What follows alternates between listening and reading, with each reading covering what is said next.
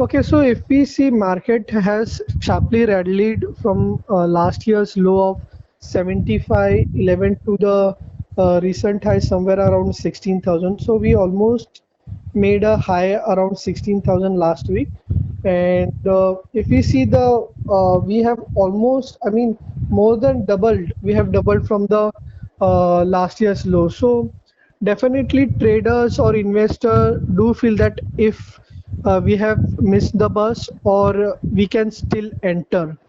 So our view is that market has just started the bull run, and going ahead, we are likely to see further new milestones. Like for the Nifty, we are likely to see levels of 16,700 to 17,000, and in between hiccups will come. Like if we see in last 2 days, we have seen some correction from the higher levels. So this hiccups will come, but if we see the way we have moved in the recent times, these hiccups are very normal, and we see 15,450 and 15,000 as a very strong support levels. And I would reiterate our targets that 16,700 and 17,000 is what we expect uh, by the end of this calendar year. And if I have to talk on the Bank Nifty, it has been an underperformer. Bank Nifty has been a clear underperformer. And if we see that it has just crossed the previous swing high, that is the pre-COVID high levels, about 30 to 600. So after crossing the pre-COVID high levels, it has not given that much outperformance if we compare to the other indexes like mid caps, or if we compare to that to the IT space. So we would suggest not to focus much on the banking space. If anybody wants to participate in the Bank Nifty, better to buy somewhere around this support of 33,000, or once it gives a clear breakout above the 36,000 levels. So last couple of weeks we were attempting to break above the 36,000 levels, but we failed to. So traders are advised to keep away from the banking space. If we get a dip further towards 33,000, there one can look to accumulate, or on a breakout above 36,000. That will be the ideal strategy for the Bank Nifty.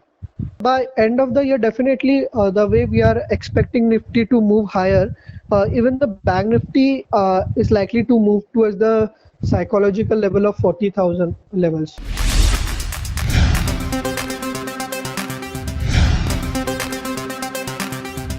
So if you ask me, there has been a one sector that has been trading in a very tight range for the last 10 years, and this sector is the Nifty Realty Index. Okay, so Nifty Realty Index it has been trading in a tight range for the last 10 years, and finally in the last couple of months we are seeing momentum in a reality space, and we think that the we are likely to enter a new bull market in the real estate sector. So having said that, my picks will also be from this index. Godrej Properties, DLF, and Shoba. These are the three stocks.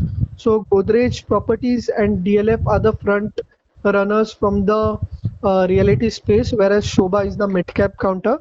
I expect these three stocks to move by at least 10 to 15% by the end of 2021.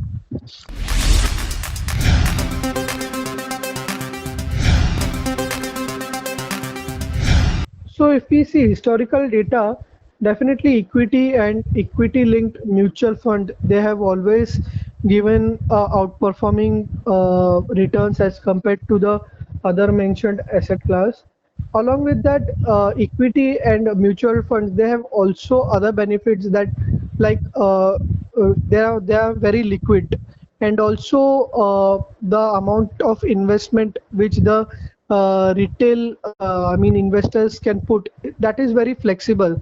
They can do it with a small amount, they can do it with a big amount. So based on this and based on the returns which we have seen in the past, I would continue. I would advise them to continue to focus on equity and also in the mutual funds.